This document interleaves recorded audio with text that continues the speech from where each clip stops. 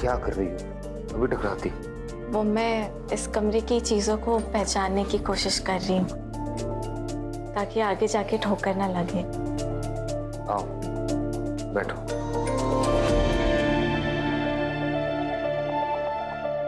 Function वगैरह से ना बहुत थक गए हो, नींद भी बहुत आ रही है। तुम्हें अगर फ्रेशन अप होना है तो तुम हो जाओ। हाँ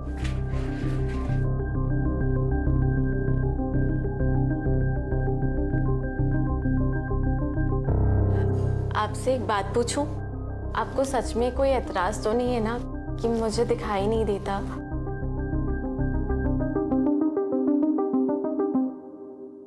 बिल्कुल सपनों की जैसी शादी थी हमारी।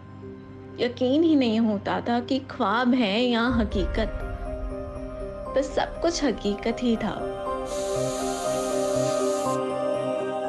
रुबैया, तुम शादी में बहुत खूबसूरत लग रही थी। हमीदा अम्मी हमें बहुत प्यार करती हैं। उन्होंने कभी इस बात का एहसास ही नहीं होने दिया कि हम देख नहीं सकते कि हम लाचार हैं। शाजिया भाभी जो दुलार हमें देती थी, वैसा तो कभी हमें अपनी सगी भाभी से भी नहीं मिला। अब्बू और जमील भाईजान वैसे तो हमसे ज्यादा बात नहीं करते, पर खाने की टेबल पर चुटकुले सुनाकर हमेशा हमें हंसाने की कोशिश करते हैं।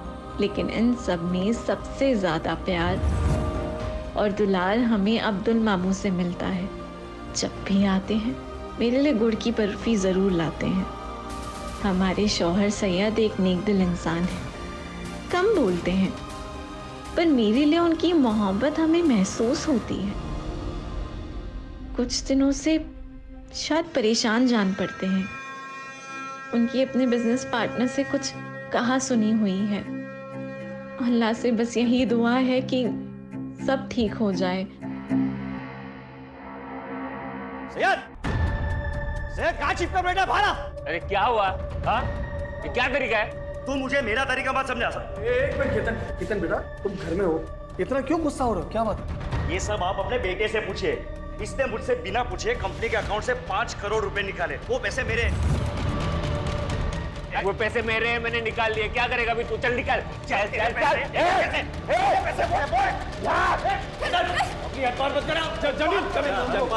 चल। मुझे मेरे पैसे चाहिए, वरना क्या? वरना तुम्हारा और तुम्हारी बीबी का राज सबको बता देंगे।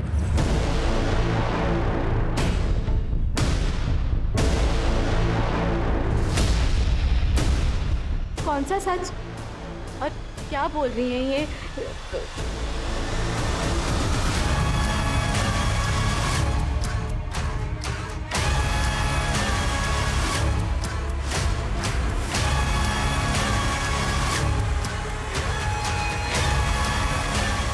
अम्मी, ये केतन कौन सी राज के बारे में बात कर रहे थे?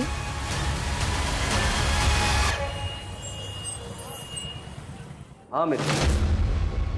अच्छा वहां भी नहीं है। अच्छा एक काम करना अमित, अगर सैयद तुम्हारे यहाँ आता है या तुम्हारी बात होती है उससे तो तुम फौरन हमें बताना। हाँ अब्बू, अमित के यहाँ भी नहीं है। ऐसे कहाँ जा सकते हैं? केतन से ना झगड़ा होने के बाद से उनका मूड बहुत खराब था। अम्मी मुझे तो बहुत डर लग रहा है। अरे डर क्यों रही है? सैयद मुड़ी है, वो वापिस आ जाएगा।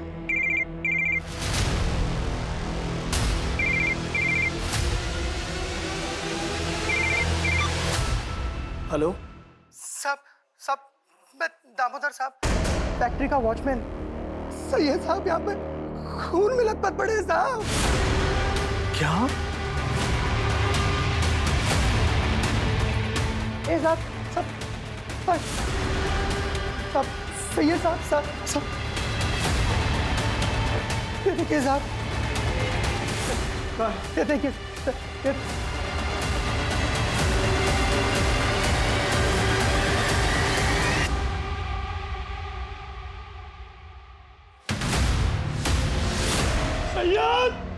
सैयद मेरे बेटे। जमील देखो ये क्या हो गया? अब्बू संभालिए। अरे ये क्या हो गया? बॉडी पे कोई स्ट्रगल के निशान तो नहीं है, हत्यार दिल के आर पार है। एक ही झटके में ढेर कर दिया। ये केतन और दीना ने मेरे बेटे को मारा है साहब, उन दोनों ने ही मारा है।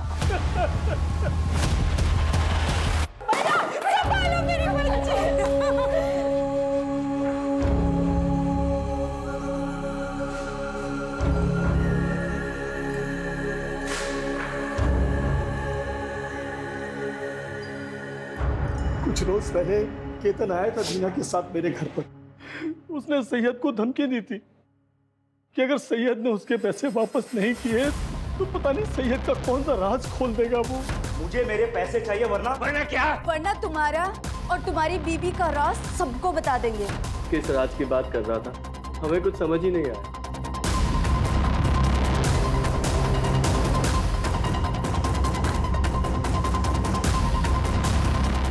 साहब शाम को 5 बजे मिल बंद हो जाती है। मिल का ज्यादातर काम केतन साहब ही संभालते हैं। सैयद साहब तो कभी कभी आते हैं। सर सब कुछ छान मारा लेकिन कहीं भी कोई ऐसा निशान नहीं जिससे लगे कि यहाँ झगड़ा हुआ है। वॉचमैन वगैरह से पूछताछ कर लिया, किसी को कुछ नहीं पता। बॉडी को पोस्टमार्टम के लिए भेजो और फैमिली मेंबर्स को इन्फॉर्म करो जब तक का इंक्वायरी पूरी नहीं हो जाती ये फैक्ट्री बंद रहेगी। और ये केतन और दीना उन्हें पुलिस थाने लेकर, बाकी फैमिली मेंबर्स से तुम बात करो। यस। कॉल रिकॉर्ड्स चेक किए हैं आप लोग? 12 से 1 फैक्ट्री में क्या कर रहे थे? ऐसा क्या काम आ गया? सैयद से कौन से राज फाश होने की बात कर रहे थे तुम लोग? मुझे मेरे पैसे चाहिए वरना क्या? वरना तुम्हारा और तुम्हारी बीबी का राज सबको बता देंगे। मुझे नहीं पता कि वो किस राज के बारे में बात कर रहे थे। मैं तो खुद सुन के हैरान थी। सच सच बताओ, सैयद को क्यों मारा? सर हमने सैयद को नहीं मारा। हाँ हम दोनों फैक्ट्री गए थे, कुछ काम था, लेकिन जब हम दोनों वहां पहुंचे तो सैयद की लाश वहां पहले से पड़ी हुई थी। पुलिस को ये बात बताना जरूरी नहीं समझा तुमने? सर हम डर गए थे क्योंकि सैयद के साथ सुबह ही हमारा झगड़ा हुआ था, तो लोगों को यही लगता कि हम दोनों ने ही कुछ किया है, इसके लिए हमने किसी को कुछ भी नहीं बताया। राज की बात? सर कोई राज नहीं, वो तो ऐसे ही हमने उसे डराने के लिए कहा था, पर मैंने उसे किसी से बात करते हुए सुना था कि ये बात मेरे परिवार वालों को नहीं पता चलनी चाहिए। देखो ये बात मैं अपने घर वालों को नहीं बता सकता। आप मैं समझ रहा हूँ लेकिन तुम मेरी बात तो समझो ना। पर वो बात क्या है वो हमें नहीं पता।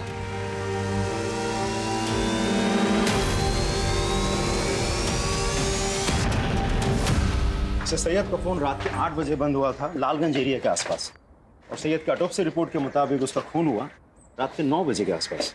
लेकिन सर केतन और दीना तो रात के 12 बजे आए थे फैक्ट्री में। सर ऐसा भी तो हो सकता है मारा कहीं और हो और बॉडी डंप करने यहाँ फैक्ट्री में आए हो। इतनी बड़ी बेवकूफ़ी वो नहीं कर सकते क्योंकि वो जानते हैं अगर बॉडी मिल में मिलेगी तो सबसे पहले पूछताछ होनी चाहिए। लेकिन सर मुझे ये समझ में नहीं आ रहा है कि सैयद के बारे में केतन ऐसा क्या जानता है जो हमसे शेयर नहीं करना चाह रहा। एक काम करो अंकिता, रुबैया से जाके दोबारा पूछताछ करो, हो सकता है कोई इन्फॉर्मेशन निकले। Okay sir. अम्मी, अम्मी कहाँ है आप? अब्दुल मामा, शाजिया भाभी, हमें आपको कुछ बताना, आप यकीन नहीं करेंगे। क्या हुआ रुबैया? जल्दी आए। क्या हुआ बेटा? अम्मी, सैयद जिंदा है। वो कल रात मुझसे मिलने आए थे। ऐसी बातें करके क्यों हमारा दिल जलाना चाहती हो रुबैया? रुबैया की बातों पर ध्यान मत दो, वो अभी होश में नहीं। नहीं अबू मैं सच कह रही हूँ, सैयद जिंदा है। वो कल रात को मुझसे मिलने आए थे। हाँ बेटी, हाँ बच्ची समझ रहा हूँ मैं, तो उसे बहुत प्यार करती थी इसीलिए तुझे ऐसा लग रहा है। नहीं, आप लोग मेरे बात का यकीन क्यों नहीं कर रहे? सैयद जिंदा है, मैं सच कह रही हूँ, मेरे सैयद जिंदा है। ना ही मैं झूठ बोल रही हूँ, ना ही मैं पागल हूँ मैडम, मेरे सैयद जिंदा है। वो रात को मुझसे मिलने आए थे और देखना आज भी आएंगे। आपको जल्दी मेरी बातों पे यकीन हो जाएगा, मेरे सैयद जिंदा है। अब मैं इसे कैसे यकीन दिलाऊं कि इसका सैयद अब इस दुनिया में नहीं। देखिए मैं समझ सकती हूँ कि पति के जाने का इन पर गहरा असर हुआ है। आप जल्दी इन्हें अच्छे से थेरेपिस्ट को दिखाइए। मेरे सैयद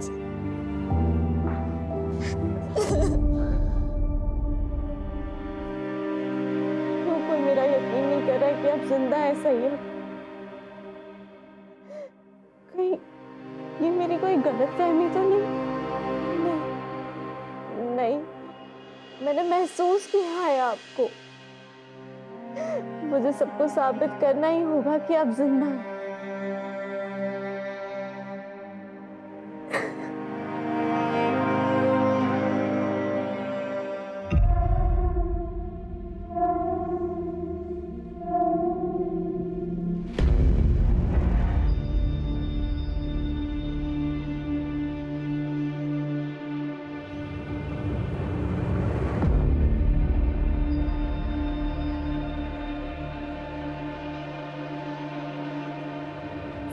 सैयद,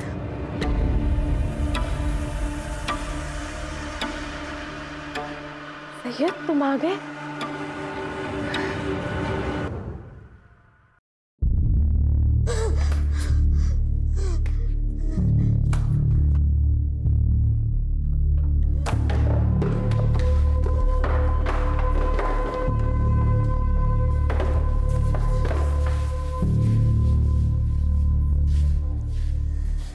समझा करो, हमको घर बेचना ही पड़ेगा। नहीं बेचेंगे ना तो खाने के भी लाले पड़ जाएंगे। दुकान बंद हो गई है तो दूसरा काम कब मिलेगा उसका कुछ पता नहीं है। रुबैया का फोन है। हाँ रुबैया, बोल मेरी बच्ची, तू ठीक है ना? अम्मी, मैं आप लोगों के यहाँ पे थोड़े दिन हरदोई रहना आना चाहती हूँ। यूनुस भाई को कहिए ना कि मुझे लेने आएंगे। हम नहीं जाएंगे, लखनऊ से वापस आने में पूरा दिन चला जाता है हमारा। कोई बात नहीं, मैं खुद ही आ जाऊंगी। अब उस यूनुस भाई को कहिए ना कि मुझे बस स्टॉप पे लेने आ जाए। मैं 10 बजे की बस पे बैठ के ना 12:30 बजे तक पहुंच जाऊंगी। हाँ बेटा, लेने आ जाएगा। हाँ तू आजा बेटा, चले जाना। ऐसे अचानक जाना है तुम्हें? क्या हुआ? सब ठीक तो है ना? हाँ सब ठीक है, बस मुझे मेरी अम्मी की याद आ रही है। मैं समझ सकती हूँ, अब्दुल मामू अभी आने ही वाले होंगे, वो तुम्हें छोड़ देंगे। नहीं नहीं, आप टेंशन ना लें। मैंने भाभी से कहकर कैब बुक करा दी है। मैं खुद ही चली जाऊंगी, खुद ही चली जाऊंगी।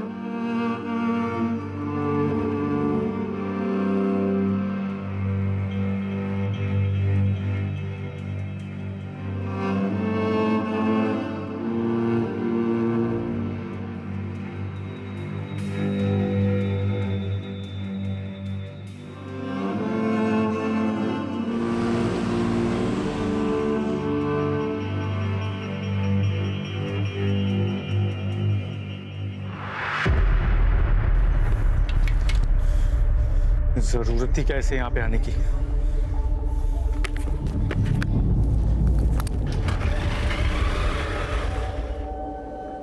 आ जाओ हरदोई हरदोई हरदोई, चलो चलो चलो जल्दी जल्दी जल्दी।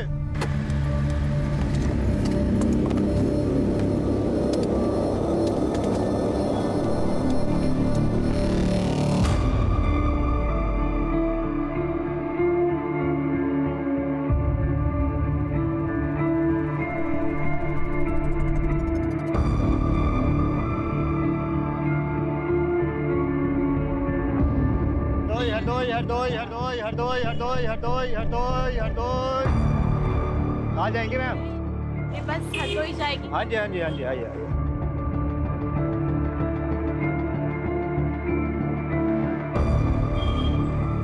चलिए आराम से आराम से आराम से आराम से, चलिए चलिए चलिए चलिए चलिए, आराम से आराम से।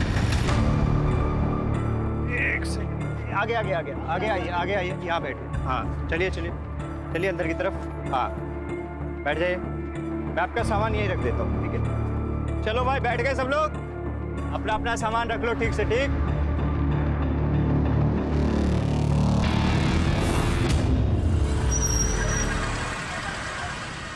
हाँ हाँ, आदाब गुलरेज बहन।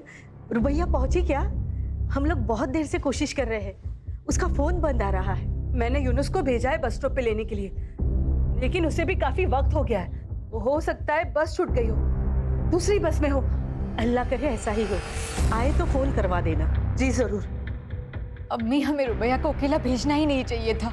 अम्मी, अरे हम तो कब से बस स्टॉप पे खड़े होकर रुबैया को ढूंढ रहे हैं घंटों से, वो कहीं मिली नहीं। ना वो 10 बजे वाली बस में थी, ना वो 2 बजे वाली बस में। अम्मी, हमको लग रहा है रुबैया हरदोई पहुंची नहीं है।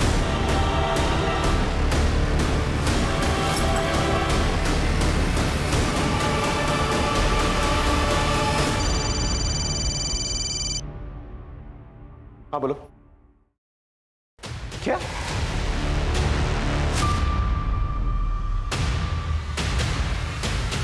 रुबैया मिसिंग? कहाँ चली गई मेरी बच्ची? पता नहीं क्यों उसे यकीन था कि सैयद जिंदा है और वो उसे रात में मिलने आता है। मुझे लगता है कि शायद इसीलिए मेरे पास आना चाहती थी, ताकि उसके ससुराल वाले को ये ना लगे कि उसकी दिमागी हालत ठीक नहीं है। हमने कभी उसे ये सब नहीं कहा। अच्छा एक बात बताइए, सैयद और रुबैया के आपसी रिश्ते कैसे थे?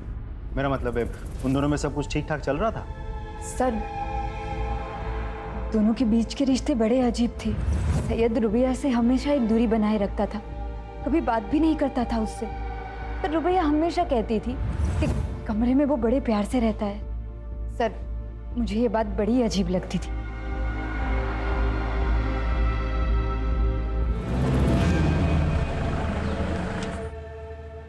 सर, रुबैया के घर वालों से बात करके मुझे समझ में आया कि सैयद और रुबैया के बीच रिश्ते सही नहीं थे। मुझे ऐसा लगता है कि सैयद के मर्डर के साथ रुबैया के गायब होने का कुछ तो कनेक्शन है।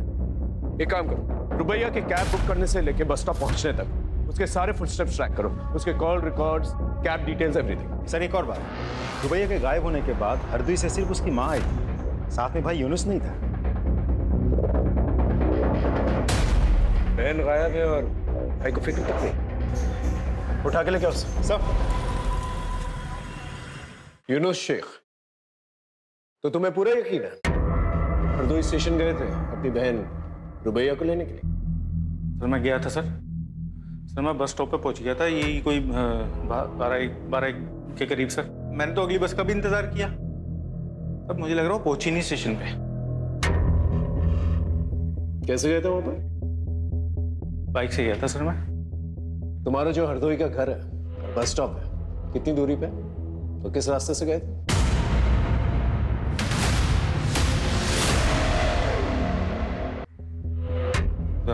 दूरी तो सर यही कोई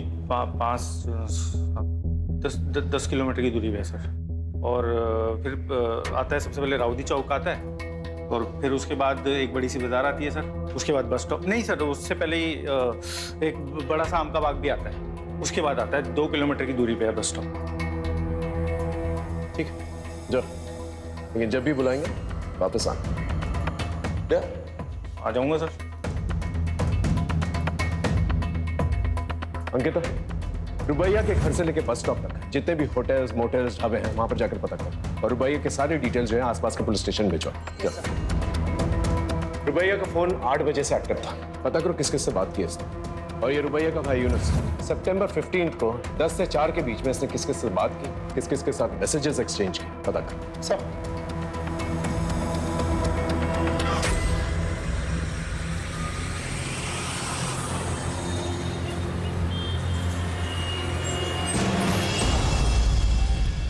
रुबैया को छोड़ने के 3 दिन के बाद तू काम पर लौटा है। आता 3 दिन तक। और रुबैया कहां पर है? बोल। कौन रुबैया? ये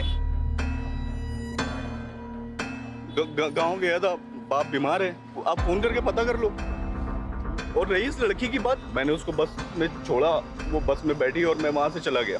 तूने उसे बस में बैठते हुए देखा था? साहब, मैडम को दिखाई नहीं देता था, इसलिए वहां पे तब तक मैं रुका रहा जब तक वो बस में बैठ नहीं गई। वो खिड़की की तरफ बैठी थी। लेकिन साहब, आप लोग मुझसे क्यों पूछ रहे हैं ये सब? मैंने कुछ नहीं किया। हो सकता है तू कुछ नहीं जानता, लेकिन रुबैया तब से गायब हुई है जब से तेरी गाड़ी में बैठी है। सर, इसके बाद भी मेरी बुकिंग थी, आप चेक कर लीजिए। जब तक का ये केस सॉल्व नहीं हो जाता ना, तेरी ये गाड़ी जो है ना तुम्हारी कस्टडी में रहेगी। जा, और शहर छोड़कर जाने की कोशिश मत करना। गाड़ी कस्टडी में। सर,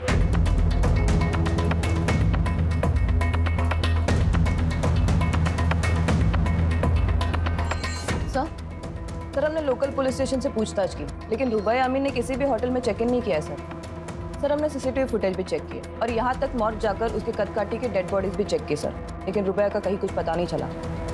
तो आखिर ये रुबैया हरदोई बस स्टॉप से गई कहाँ? छोड़ो, छोड़ो, चल, चल ना। मैं नहीं जाऊंगी। ऐसे कैसे नहीं जाएगी? चल। मैं इस गंदगी का हिस्सा कभी नहीं बनूंगी। छोड़ो। कैसे नहीं बनेगी? कमल भाई, अबे चुप कर एक मिनट। हाँ लाला, इसको डराने से कुछ नहीं होगा। तो इसको अपने तरीके से इसकी औकात दिखाता हूँ। लड़की को खरोच भी नहीं आनी चाहिए, कोई दूसरा तरीका ढूंढ। ठीक है लाला। छोड़ दो। चल। चल। नहीं छोड़ता। प्लीज खोलो। प्लीज मुझे बाहर आने प्लीज।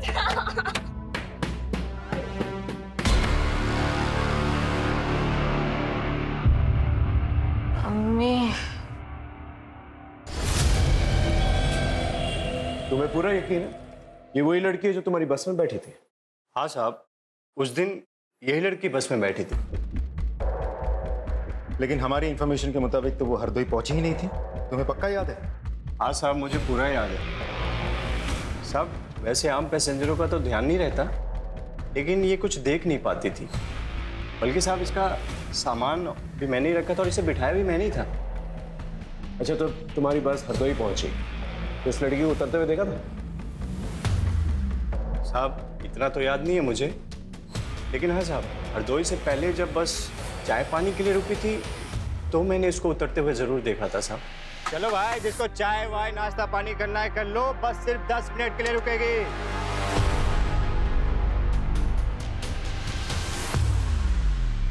अच्छा, इस लड़की को दोबारा बस पे चढ़ते हुए देखा था आपने? हाँ सर, हमने देखा था।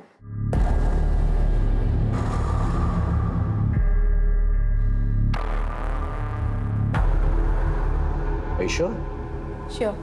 ठीक है, आप जा सकते। इसका मतलब रुबैया हरदोई पहुंची, लेकिन अपने घर तक नहीं पहुंची। घर नहीं पहुंची मतलब रुबैया का भाई यूनुस नहीं तो कुछ? कोई है? प्लीज खोलो। कोई है? प्लीज खोलो। प्लीज मुझे बाहर आना है। प्लीज खोलो। खोलो।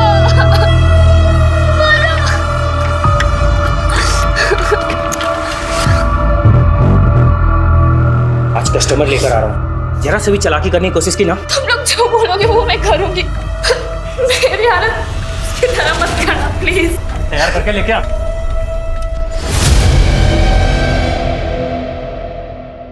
अम्मी, अम्मी, अम्मी।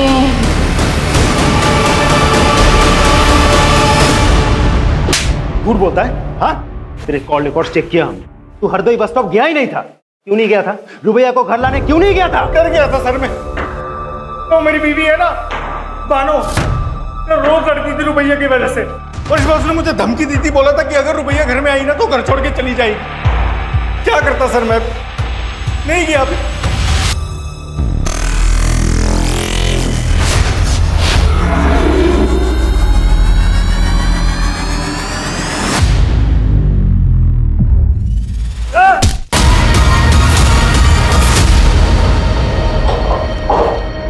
लाला, ऐसा भाग गई। आयशा जिंदा नहीं बचनी चाहिए। मेरे फोन का इंतजार करो, दूसरी को भी ठिकाने लगाना है। ठीक है लाला।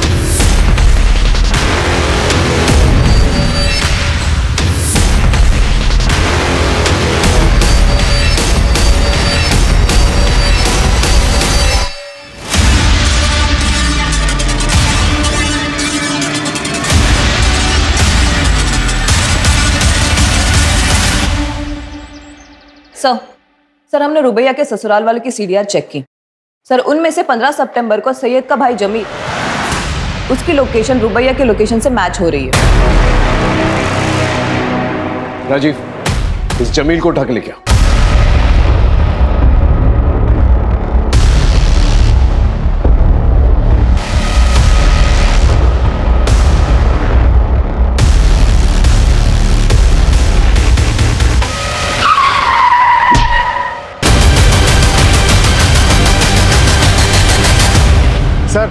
जमील का एक्सीडेंट हो गया, उस पर किसी ने गाड़ी चढ़ा दी है। क्या? जमील हम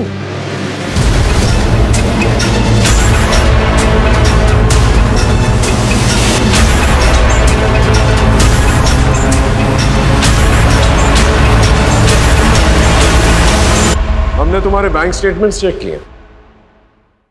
तुमने बहुत सारे ट्रांजैक्शंस जो हैं बबल क्लब्स में किए। पहले हमें ये लगा कि शायद तुम हॉलिडे मनाने के लिए अपनी बीवी के साथ इस क्लब में जाते हो, लेकिन जब हमने क्लब में फोन किया तो पता चला तुम वहां अपनी बीवी के साथ नहीं बल्कि सैयद के साथ वहां जाते थे। तो चल क्या रहा था तुम्हारा और सैयद? हाँ, देख सच बता दे। एक ही फैमिली के 3 मेंबर्स के साथ हादसा हुआ है, कोई भी झूठ बहुत भारी पड़ेगा तुझे। सर मैं बाइसेक्सुअल और सैयद गे था। हम दोनों एक दूसरे को डेट कर रहे थे और वो मुझे पैसे भी देता था। हम दोनों एक दूसरे के साथ बहुत खुश थे, लेकिन फिर पता नहीं एक दिन सैयद ने अचानक से आकर कहा कि वो दूसरी शादी कर रहा है और वो ये रिलेशनशिप को कंटिन्यू नहीं कर सकता। सर वो क्लब में अकेले जाने लगा, लोगों से मिलने लगा, उन्हें डेट करने लगा। सर उसने मुझे पैसे भी देना बंद कर दिया। रोज ऑफिस में हमारे झगड़े होने लगे और हमारे डिफरेंसेस लोगों के सामने आने लगे। और ये सब देखकर मेरी पत्नी दीना वो मुझसे सवाल करने लगी थी, इसीलिए उसके लिए मैंने जानबूझकर सैयद को धमकाया। लेकिन एक बात समझ में नहीं आई, सैयद की बीवी रुबैया वो उसके साथ 1 साल तक खुश कैसे थी और 1 साल तक सैयद का सच उसे कैसे नहीं पता चला? सर मुझे कुछ नहीं पता, लेकिन हाँ बुशरा सर बुशरा सैयद की पहली पत्नी थी और वो उससे बिल्कुल भी खुश नहीं थी। वो उसे डिवोर्स देना चाहती थी, लेकिन वो बोटिंग एक्सीडेंट में मारी गई। राजीव इस बुशरा के बारे में पता करो और बुशरा बोटिंग एक्सीडेंट के बारे में पता करो। जी सर शिल्पा खत्री नाम की औरत आपसे मिलने आई है। शिल्पा बार क्यों मारेगा? यस मिस खत्री बोली। सर वो शायद रुबैया दोबारा बस में चढ़ी ही नहीं थी। क्या? लेकिन पहले तो आपने कहा था आपने उसे बस पे चढ़ते हुए देखा था। सर जब हमने उसे देखा था ना तब हम थोड़ा नींद में थे, लेकिन कल हमें याद आया कि जो लड़की बस में चढ़ी थी उसके हाथ में वो छड़ी क्या बोलते हैं उसे? Blind walking stick. हाँ वो नहीं थी। मिसेस खत्री वो चाय की दुकान याद है जहां पर बस रुकी थी? हाँ सर देखा था इस लड़की को यहाँ, उधर बैठी थी सर। हाँ मैडम क्या लेंगी, चाय या ठंडा? भैया 1 कप चाय दे दीजिए। ठीक।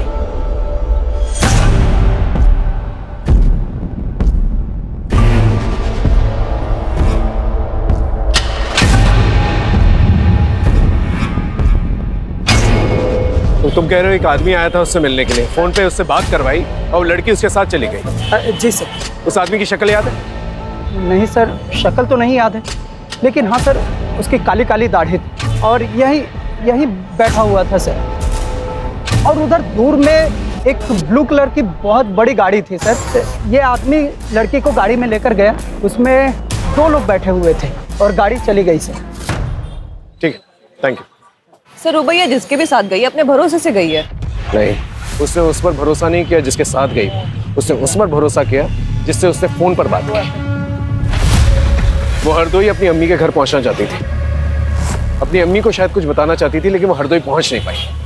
15 सितंबर को जो ब्लू गाड़ी के बारे में बता रहा था ये, टोल प्लाजा जाके उसके बारे में पता करो। ये सच है अंकल, सैयद को लड़कियों में कोई दिलचस्पी नहीं थी और ये बात सैयद की पहली पत्नी बुशरा को भी पता था। झूठ है ये सब। बुशरा सैयद के बच्चे की मां बनने वाली थी। रुबैया और सैयद दोनों बहुत खुश थे और आप कह रहे हैं कि उसे औरतों में कोई कुछ भी कहेगा आप उसका विश्वास कर लेंगे? अरे वो हमारे घर का बच्चा था। इस बूढ़े ने 2 जवान बेटे खोए हैं साहब। ऐसे वक्त में तो इस घर में इस तरह की बेहुदा बातें मत कीजिए आप। और कोई है जो हम सबको एक एक करके मारना चाहता है, उसे जाकर ढूंढिए आप। पता नहीं हमारी बच्ची रुबैया किस हाल में है, पता नहीं वो जिंदा है भी कि नहीं।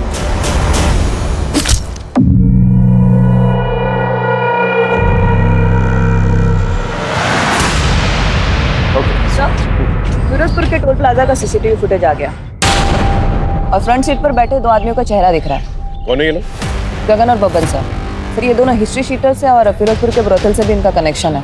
उस गाड़ी के बारे में पता चला? किसके नाम पे रजिस्टर्ड है? जी sir, Jamil. Jamil Amin? Yes sir. Sir वही रुबैया को लेकर गया था और इसके पहले कि हम उससे कुछ पूछ पाते उसका मर्डर हो गया सर।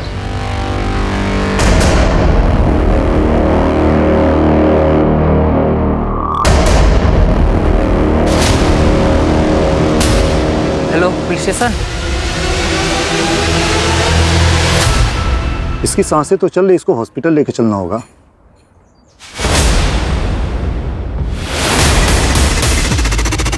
एक और लाश।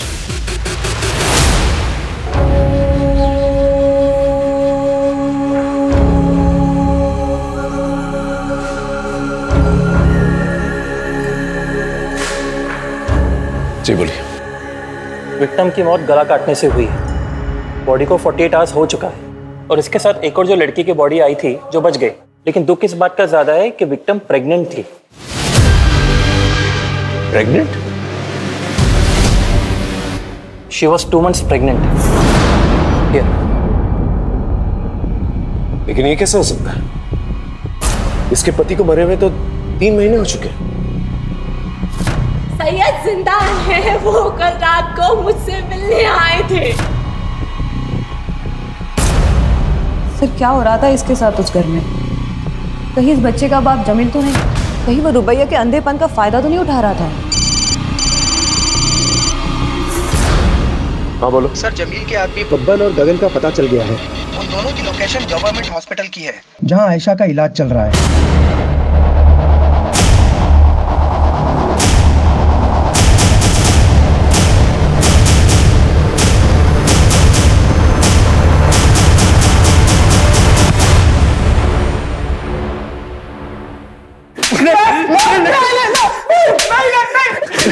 किससे कहा था उसे मारने के लिए? किसके कहने पे मारा? बोल। सर हम तो दल्ले सर, कोटे पे लड़कियों का सौदा करते। ऐसा वहां से भाग गई थी, बहुत साड़ी बनती थी सर। बोल। रही बात रुबैया की, रुबैया को जमील भाई लेकर आए थे, उन्होंने उसको पकड़ा सर, उन्होंने मारा होगा, हमने कुछ नहीं किया, यकीन कीजिए। कोठे पे ले जाकर क्यों? कोटा किसका है? कोठा किसका है? बोल। कोटा जमील भाई और लाला का है। लाला कौन? कौन लाला? कौन लाला? बोल। लाला यानी अब्दुल मामू का।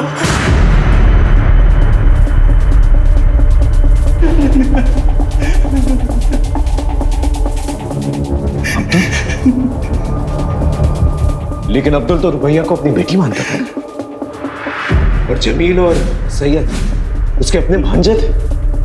वो अपनी बहन के बच्चों के साथ ऐसा कैसे कर सकता है?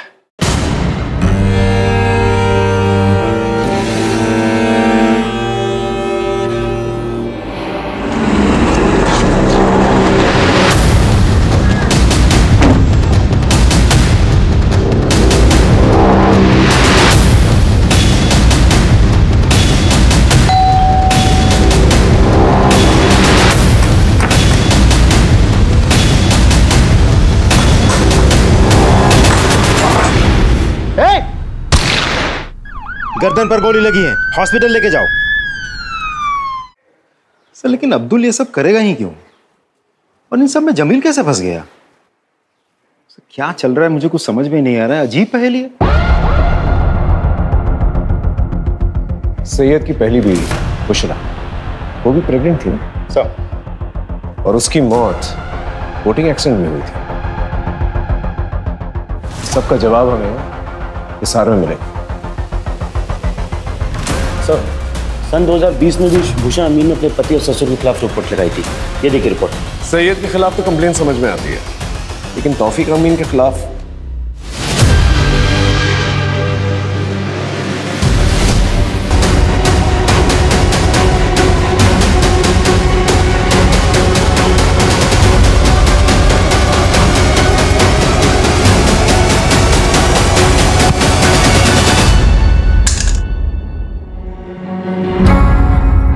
जमील, अब्दुल और हमीदा, तुम लोग तो सिर्फ प्यादे हो। असली वजीर तो आप 2020 में सैयद की पहली बीवी बुशरा, वो उसे छोड़कर हरियाणा जा रही थी। वो प्रेग्नेंट थी। कैसे? मैं नहीं चाहता था कि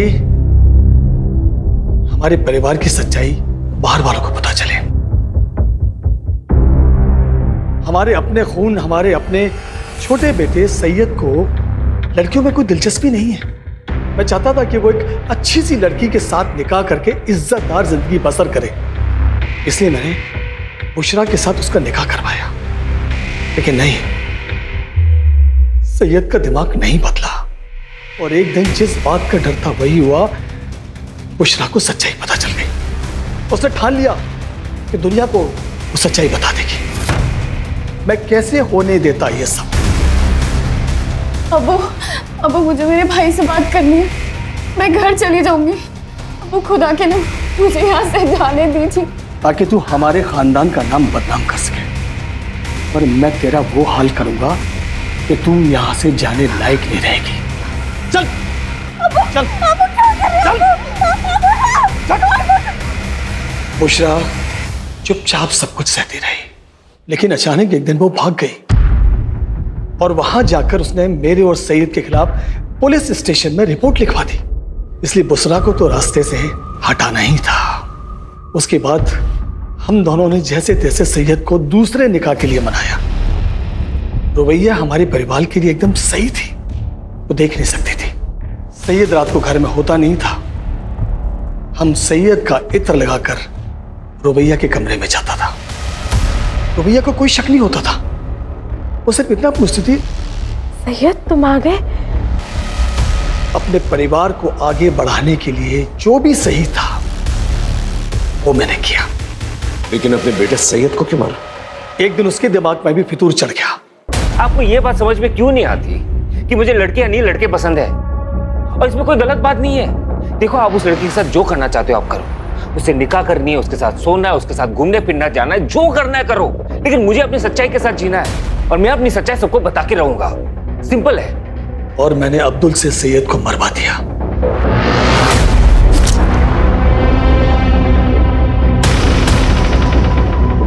और मैंने और जमील ने मिलकर सैयद की बॉडी को फैक्ट्री में रखवा दिया, जिससे सारा शक केतन पर जाए। लेकिन एक दिन रुबैया को भी मेरी सच्चाई का पता चल गया।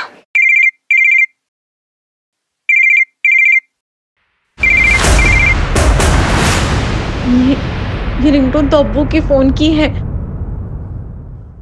अब्बू? और सैयद के मरने के बाद भी मैं ही था वो जिसे वो सैयद समझ रही थी। उसके बाद मैंने जमील को रुबैया के पीछे लगा दिया। हमारे अब्बू ने जो तुम्हारे साथ किया उसके लिए हम बहुत शर्मिंदा है रुबैया। अच्छा रुबैया, तुम हमारे साथ चलो। बस में जाना तुम्हारी जान के लिए खतरा है। और ये अब्दुल मामू भी तुमसे बात करना चाह रहे थे। हेलो बाबू, बाबू अब्बू। अब बेटा, तौफीक ने तुम्हारे साथ इतनी जलील हरकत की मुझे पता चल गया है। तुम एक काम करो, जमील के साथ यहाँ चली आओ। ठीक है। और अब्दुल से कहा कि रुबैया को भी मार दो। माफ कर देना मेरी बच्ची। अगर तौफीक का कर्जा मुझ पर नहीं होता तो मैं ये कभी नहीं करता।